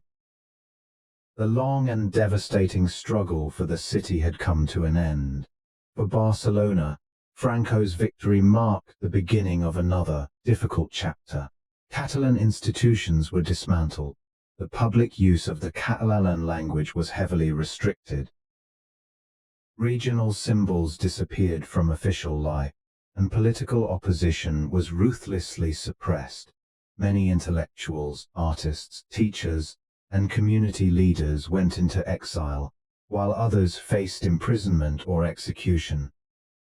The vibrant, outspoken Barcelona that had long celebrated its distinct identity was forced into silence. Yet history had already shown something remarkable about this city. Empires had conquered it. Plagues had devastated it. Kings had stripped away its freedoms. Wars had reduced its streets to rubble. And still, Barcelona endured, even under dictatorship, beneath the silence imposed from above. The spirit of the city continued to survive, waiting patiently for the day when its voice could once again be heard. When the Spanish Civil War ended in 1939, silence settled over Barcelona. Not the peaceful silence of dawn along the Mediterranean, but the silence of fear. General Francisco Franco had emerged victorious, and with his victory came a dictatorship that would rule Spain for nearly 4 decades. For Barcelona, the defeat was more than military. It was the loss of a voice that had defined the city for centuries. The new regime viewed Catalonia with deep suspicion. Barcelona had been one of the strongest Republican strongholds during the Civil War, and Franco was determined that it would never again become a center of resistance. The city's political institutions were dismantled. Its elected leaders disappeared into exile, prison, or execution. Military governors replaced local authority, and every aspect of public life came under the watchful eye of the state. But perhaps the greatest target was not the government. It was culture itself. For generations, the Catalan language had been the language of families, poets, merchants, and scholars. It was spoken in markets, written in newspapers, taught in schools, and celebrated in literature. Under Franco, much of that disappeared from public life. Catalan could no longer be used in government offices. Schools taught only in Spanish. Official documents ignored the language entirely. Street signs, public announcements, and many books were rewritten in Castilian Spanish. Even newborn children were often denied Catalan names on official records. For many families, the language survived only behind closed doors. Parents whispered it at the dinner table. Grandparents passed it to grandchildren in secret conversations. Songs were sung quietly inside homes rather than in public squares. What could not be spoken openly was preserved in memory. The dictatorship hoped that time would erase Catalan identity. Instead, repression strengthened the determination to protect it. Daily life was difficult in the years following the war. Spain's economy struggled under international isolation and policies of economic self-sufficiency. Food remained scarce. Basic goods were rationed. Long queues formed outside bakeries and neighborhood shops, where families waited patiently for bread, cooking oil, or small portions of meat. Coal shortages left homes cold during winter. Electricity was unreliable. For ordinary citizens, survival often mattered more than politics. Yet even in hardship, Barcelona continued to work. Factories reopened. Textile mills once again filled the air with the sound of machinery. The harbor slowly regained activity as commerce cautiously returned. By the 1950s and 1960s, Spain began opening its economy to foreign investment and tourism. Barcelona entered another period of industrial growth. Thousands of people migrated from southern Spain in search of employment, filling expanding neighborhoods on the city's outskirts. Apartment blocks rose rapidly to accommodate the growing population. New roads connected the city to the rest of the country. Automobiles gradually replaced horse-drawn carts that had dominated earlier generations. Economic progress brought opportunity, but political freedom remained tightly controlled. Newspapers were censored. Public meetings required permission. Criticism of the regime could lead to arrest, imprisonment, or worse. The secret police maintained an atmosphere of constant surveillance, encouraging citizens to measure every word they spoke. Even so, resistance never completely disappeared. University students organized demonstrations despite the risks. Workers secretly formed labor organizations demanding better wages and greater rights. Priests, writers, musicians, and professors quietly defended Catalan culture whenever opportunities arose. Hidden publishing houses printed books in Catalan. Underground theaters staged performances celebrating regional traditions. Festivals that appeared merely cultural often became quiet expressions of identity. Football even acquired political meaning. When thousands gathered inside the stadium of FC Barcelona, many supporters saw the club as something greater than sport. It became a place where Catalan pride could survive when few other public spaces allowed it. The phrase, "més que un club," more than a club, carried a meaning understood far beyond football. It represented hope. It represented memory. It represented a people refusing to forget who they were. As the decades passed, cracks slowly appeared in the dictatorship. Economic modernization exposed Spain to new ideas from the rest of Europe. Young generations questioned old restrictions. Calls for democracy grew louder each year. When Francisco Franco died in 1975, an era that had shaped nearly 2 generations finally came to an end. Barcelona emerged from dictatorship carrying deep scars. Many lives had been lost. Many freedoms had been denied. An entire generation had grown up under censorship and fear. Yet the city had accomplished something remarkable. It had preserved its identity through silence rather than surrender. Its language had survived, its traditions had survived, its spirit had survived. Once again, Barcelona proved what history had demonstrated time and time again. Empires could conquer its streets. Kings could abolish its institutions. Dictators could ban its language. But none of them could erase the determination of its people.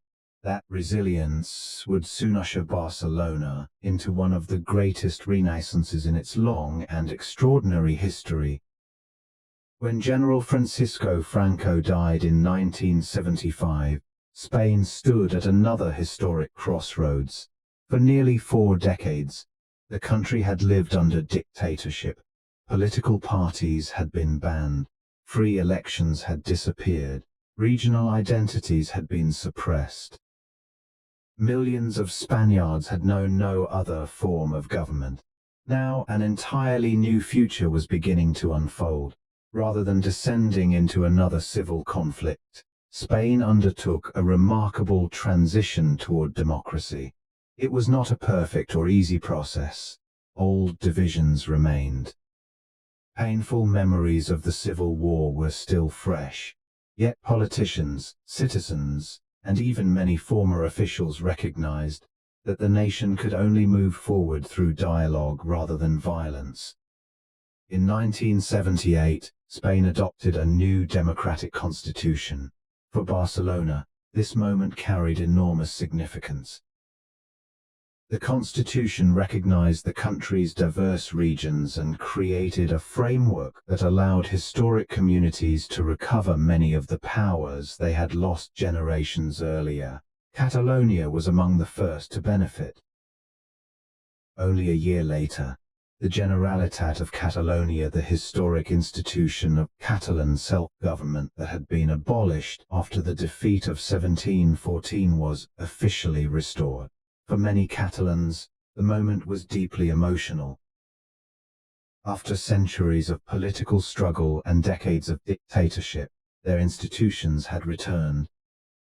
The Catalan language once again appeared openly in schools, government offices, newspapers, television, and public life.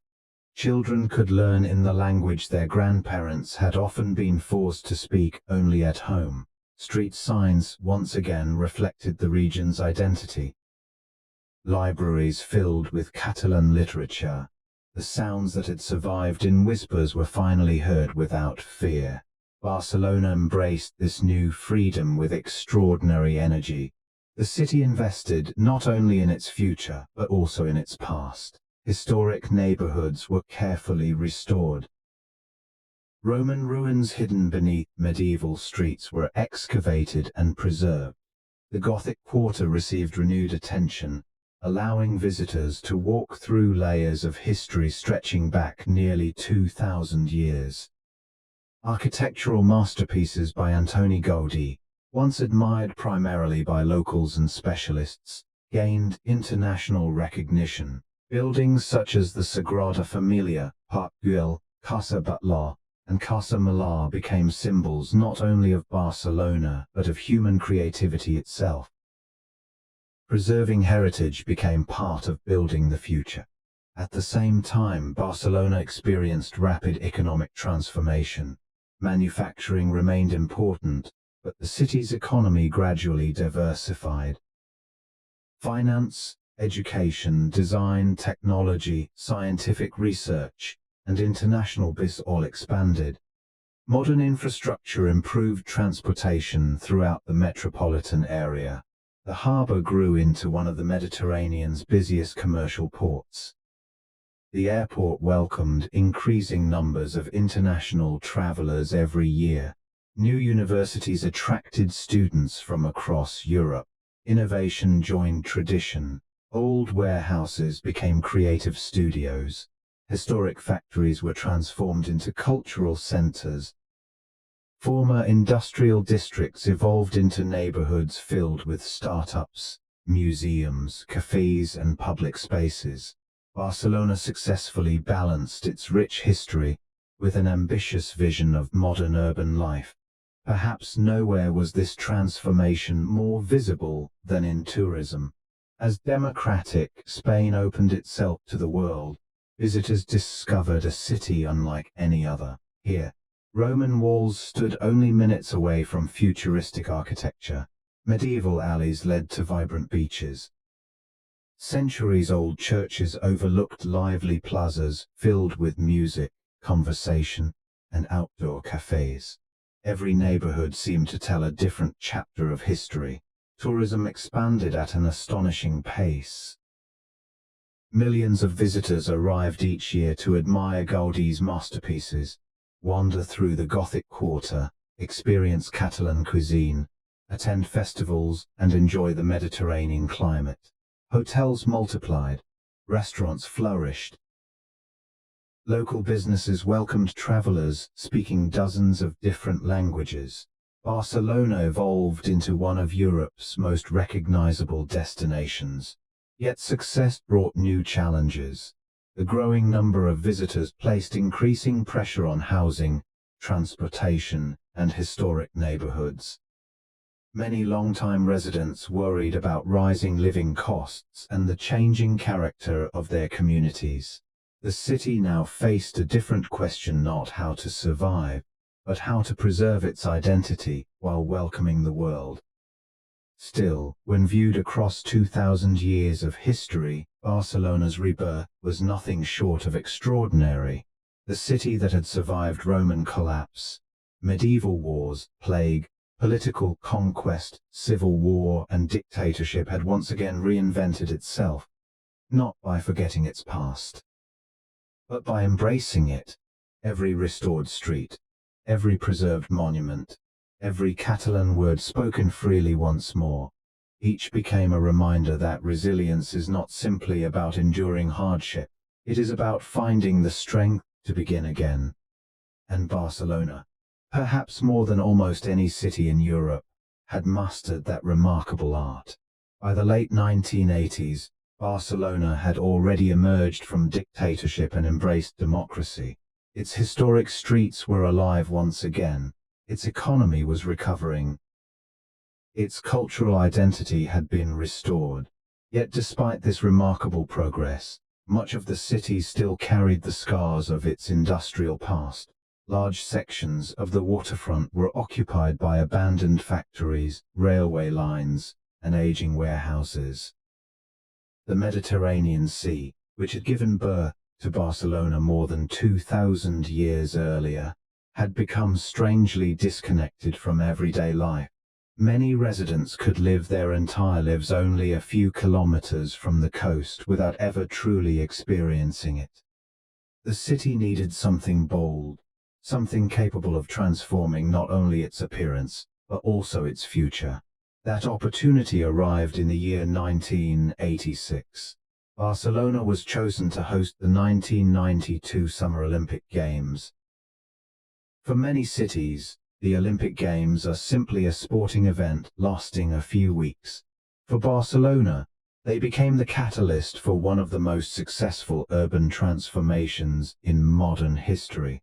City planners understood that the Olympics would eventually end. The real goal was not merely to build stadiums, it was to build a better city. Rather than focusing only on sports venues, Barcelona launched an ambitious plan that would reshape nearly every corner of the city. Roads were widened, new highways improved transportation between neighborhoods. Modern ring roads eased traffic that had long clogged the historic center. The airport expanded to welcome visitors from around the world. Rail connections improved, making travel faster and more efficient. Public spaces were redesigned with pedestrians in mind. The greatest transformation, however, took place along the coast. For generations, factories and industrial buildings had separated Barcelona from the Mediterranean. The city decided to remove that barrier. Old warehouses disappeared. Railway yards were relocated. Polluted industrial land was carefully cleaned and redeveloped. In their place appeared something almost unimaginable: beautiful beaches. Golden sand stretched along the shoreline where factories had once stood. Palm trees lined elegant promenades. Parks invited families to gather beneath the warm Mediterranean sun. Cyclists and joggers replaced freight trains. Restaurants and cafes opened with terraces overlooking the sea. For the first time in generations, Barcelona truly embraced its coastline. The city turned toward the Mediterranean once again. Entire neighborhoods experienced renewal. The Olympic village rose on land that had previously been dominated by industry, providing modern housing, green spaces, and public facilities that would continue serving residents long after the athletes departed. New telecommunications systems prepared Barcelona for the digital age. Modern sewage and water systems improved public health. Historic districts were carefully restored rather than abandoned. Transformation balanced preservation with innovation. Barcelona proved that a city could honor its past while preparing for its future. As construction continued, anticipation spread across Spain. When the Olympic Games finally opened in the summer of 1992, the world was watching. Billions of television viewers saw a city unlike the one many had imagined.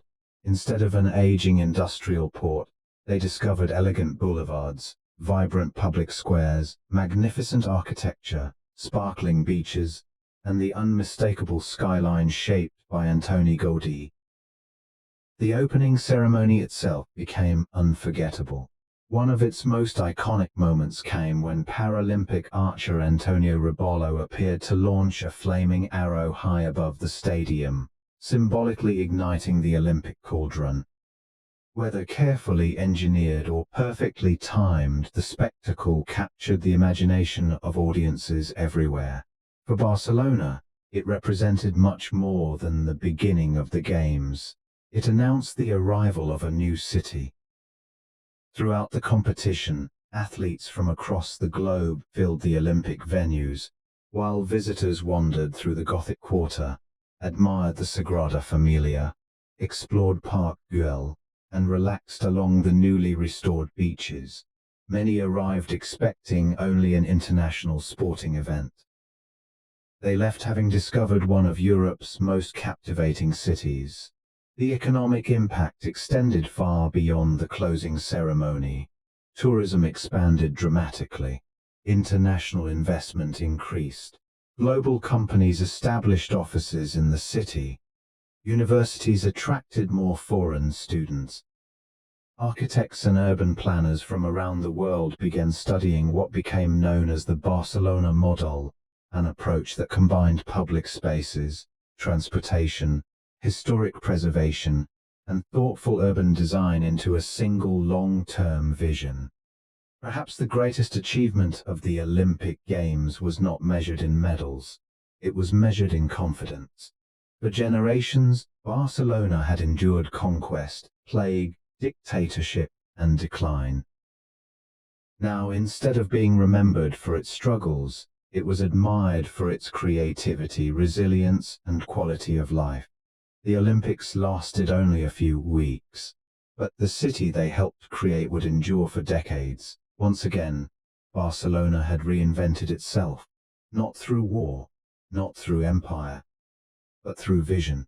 The Mediterranean city that had refused to disappear had now become a global icon, its transformation unfolding before the eyes of the entire world, proving that history is not only something a city inherits, Sometimes, history is something a city chooses to create. More than 2,000 years have passed since a small Roman colony, called Barcino, first appeared on the Mediterranean coast. Empires have risen and fallen, kings have ruled and disappeared, wars have scarred its streets, plagues have emptied its neighborhoods. Dictators have tried to silence its people, yet Barcelona remains, not as a monument frozen in time, but as one of the most vibrant and innovative cities in the world. Walking through Barcelona today feels like traveling across centuries in the space of a single afternoon.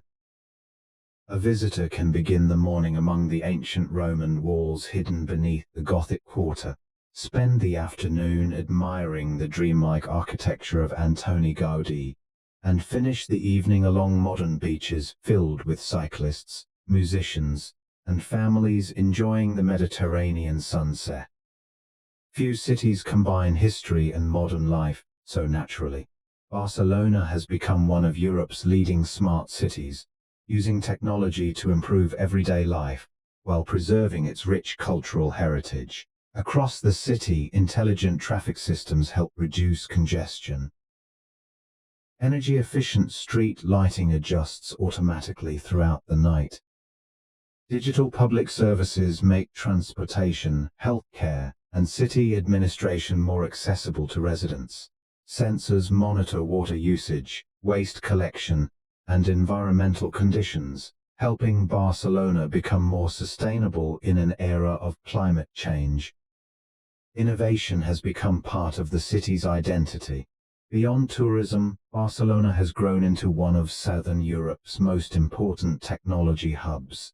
International startups, research centers, and global companies have established offices throughout the metropolitan area. The 22 at Innovation District, once an industrial neighborhood filled with old factories, has been transformed into a thriving center for technology, artificial intelligence, biomedical research, design, and digital entrepreneurship. Universities attract students from every continent, while entrepreneurs gather in modern co-working spaces that occupy buildings once powered by steam engines. It is a striking reminder that Barcelona continues to reinvent itself, just as it has done throughout history. Yet beneath this modern success, the city's Catalan identity remains deeply rooted. The Catalan language is heard throughout schools, government offices, bookstores, cafes, and family homes. Traditional festivals continue to fill the streets with music, dancing, and human towers known as castells, celebrating customs that have survived centuries of political change. The red and yellow Senyera flag hangs from balconies across the city, reflecting a regional pride that remains central to everyday life. Visitors quickly discover that Barcelona is not simply another Spanish city. It possesses a culture, language, and historical identity all its own. Tourism has become one of Barcelona's greatest economic strengths. Every year, millions of travelers arrive to experience its extraordinary blend of history, architecture, cuisine, and Mediterranean lifestyle. Some come to marvel at the towering spires of the Sagrada Familia, others lose themselves within the narrow streets of the Gothic Quarter. Many simply gather along the city's beaches, enjoying the sea that has shaped Barcelona's story since Roman times. Art continues to flourish everywhere. Museums celebrate the works of Pablo Picasso and Joan Miró. Independent galleries showcase contemporary artists. Street musicians perform beneath centuries-old balconies, while public sculptures transform ordinary squares into open-air exhibitions. Creativity remains woven into the fabric of daily life. And then there is football. For millions around the world, Barcelona is immediately associated with FC Barcelona. The club is far more than a successful football team. For generations it has represented Catalan identity, resilience, and community. Its famous motto, Maizkian Club, or more than a club, reflects the deep connection between sport and the city's history. On match days, the energy surrounding the stadium reminds visitors that football in Barcelona is not merely entertainment. It is part of the city's cultural heartbeat. Yet modern Barcelona also faces serious challenges.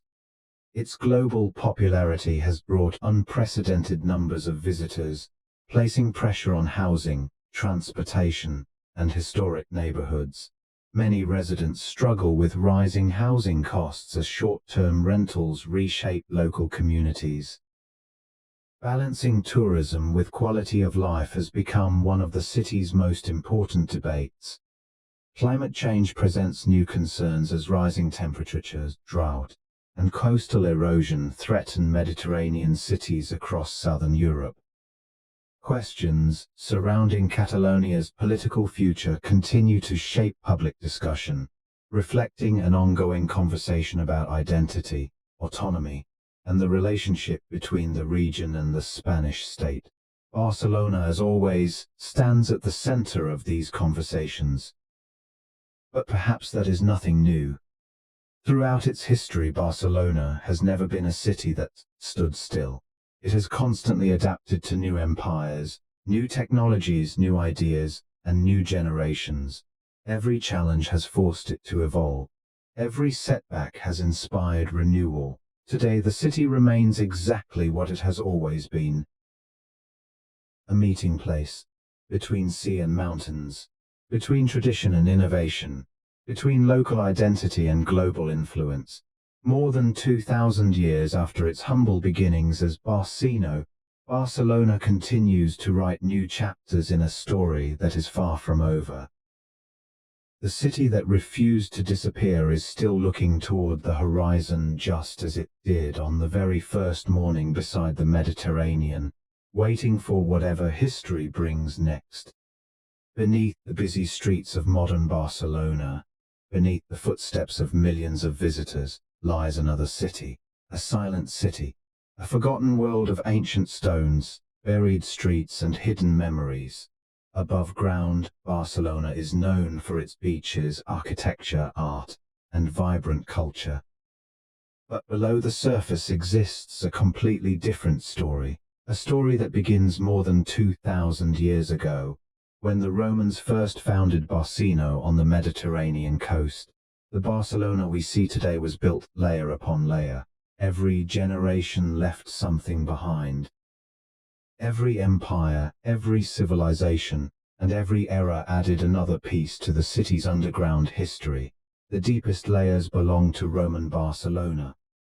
Hidden beneath the Gothic Quarter are the remains of ancient streets, workshops, houses, and public buildings that once formed the heart of Barcino.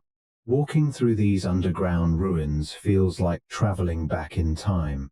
The stones still carry the marks of ancient craftsmen. The foundations of Roman homes reveal how ordinary families lived nearly 2,000 years ago.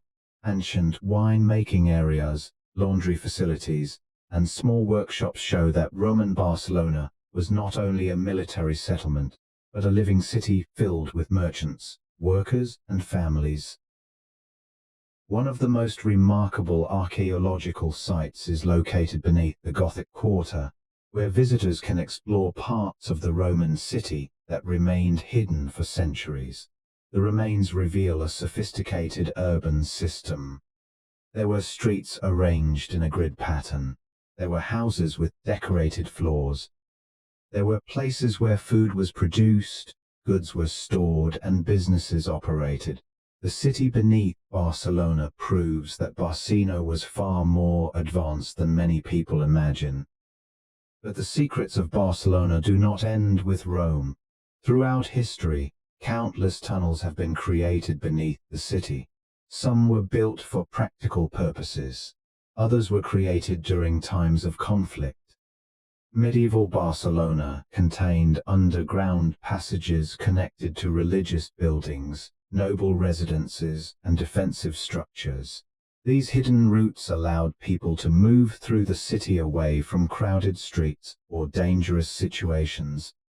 During wars and periods of political unrest, underground space became places of refuge. During the Spanish Civil War, Barcelona's underground shelters protected thousands of civilians from devastating aerial bombardments. Many of these shelters remain hidden beneath modern neighborhoods today. They are silent reminders of the fear and courage experienced by ordinary citizens during one of the darkest periods in the city's history.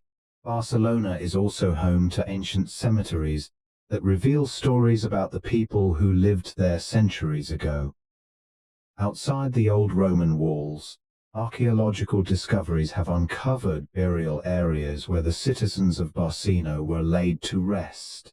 The ancient Romans believed that the dead remained connected to the living world.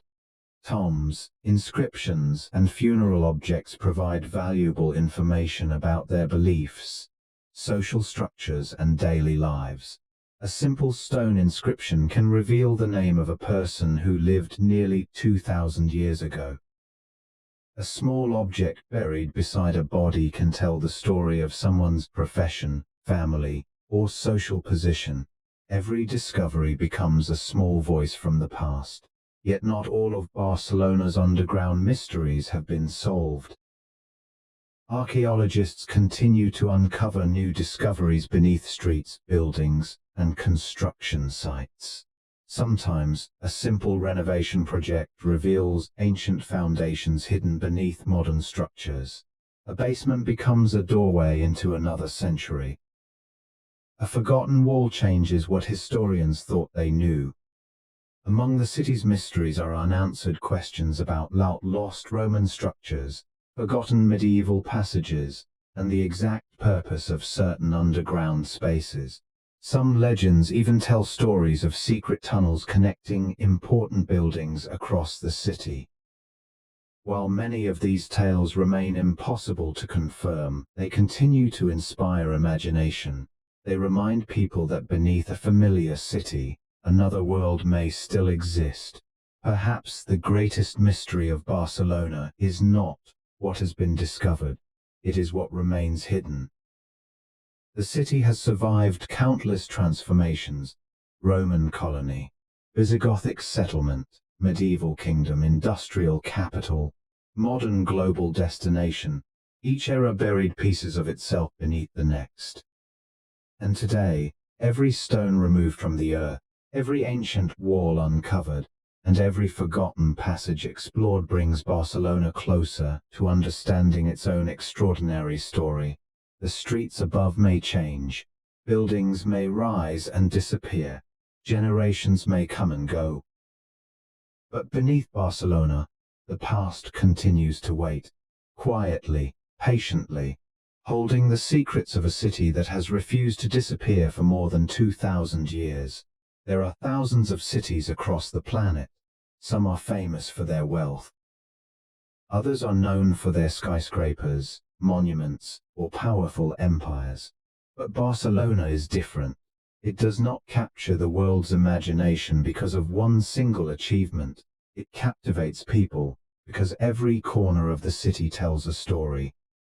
A story written over more than 2,000 years. A story of survival, creativity, identity, and transformation. From the moment the Romans founded Barcino along the Mediterranean coast, Barcelona has always been a meeting point between different worlds. The ancient Romans brought roads, architecture, and urban planning. The Visigoths brought new kingdoms and traditions. Islamic civilization introduced new ideas, knowledge, and connections across the Mediterranean. The medieval counts built a powerful maritime city. Industrial pioneers transformed Barcelona into an economic center. Artists and architects reinvented its appearance. Every era left something behind, and that is what makes Barcelona unique. It is not a city with a single history. It is a city made of many histories layered together. Walking through Barcelona feels like walking through time itself. Ancient Roman walls stand beside modern streets. Medieval churches rise above underground ruins. Gothic neighborhoods exist alongside futuristic buildings. The past is not separated from the present, it lives together. Perhaps the greatest symbol of this connection between history and imagination is architecture. Few cities in the world have been shaped so dramatically by artistic vision. The works of Antoni Gaudí transformed Barcelona into an open-air museum. The Sagrada Familia continues to rise toward the sky, representing a dream that has lasted for generations. Park Güell turns stone and nature into a fantasy landscape. Casa Batlló and Casa Milà show how buildings can become works of art rather than simple places to live. But Barcelona's beauty is not only found in famous monuments. It exists in small details: a narrow street in the Gothic Quarter, a hidden Roman inscription beneath the ground, a colorful mosaic on an old building, a traditional festival filling the streets with music. The city constantly reminds visitors that creativity is part of everyday life. Yet Barcelona's identity was not created only through beauty. It was also shaped through struggle. The city survived wars, political conflicts, economic crises, dictatorship and social change. Many times throughout history, Barcelona faced moments when its future seemed uncertain. But each time it adapted, it rebuilt, it transformed. The resilience of its people became one of the city's greatest strengths. Perhaps this is why freedom holds such an important place in Barcelona's character. For generations, Catalans have defended their language, traditions, and cultural identity. The ability to express who they are became a powerful part of the city's story. Today, Barcelona represents a place where different cultures meet while maintaining a strong sense of individuality. It is both local and global, traditional and modern, ancient and constantly evolving. The Mediterranean Sea is another essential part of Barcelona's identity. The sea gave birth to the city. It connected Barcelona with distant civilizations. It carried merchants, explorers, and ideas across thousands of kilometers. Even today, the coastline remains a place where people gather, relax, and experience the rhythm of Mediterranean life. The relationship between the city and the sea is not just geographical. It is emotional. It represents openness, curiosity, and connection with the wider world. Barcelona's story also teaches important lessons about the development of cities. A great city is not built only with buildings and roads. It is built with memory, with culture, with people who care about preserving what came before while creating what comes next. Barcelona shows that modernization does not require forgetting the past. The most successful cities are often those that understand how to combine heritage with innovation. The Roman foundations beneath the streets, the medieval neighborhoods, the industrial factories transformed into creative spaces, the technology districts of today. All of these elements exist together. They prove that history is not something behind us. It is something that continues shaping the future. After more than 2,000 years, Barcelona remains a city that refuses to disappear. It has changed rulers, changed economies, changed identities. But one thing has remained constant: its ability to reinvent itself. That is why millions of people continue to visit. Not only to see a beautiful city, but to experience a living story. A story written in stone, language, music, and the memories of generations. Barcelona is not simply a destination.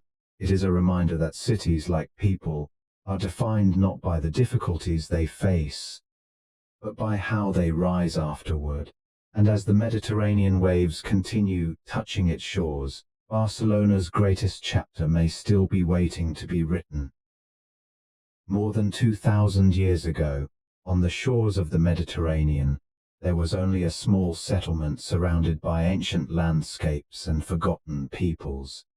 From the lands of the Iberians to the Roman colony of Barcino, from a medieval trading power to an industrial capital. From a city wounded by war and dictatorship to one of the most admired cities on earth, Barcelona's story has never been simple. It is a story of transformation, a story of survival, a story of a city that refused to disappear. Throughout history, Barcelona has witnessed the rise and fall of empires.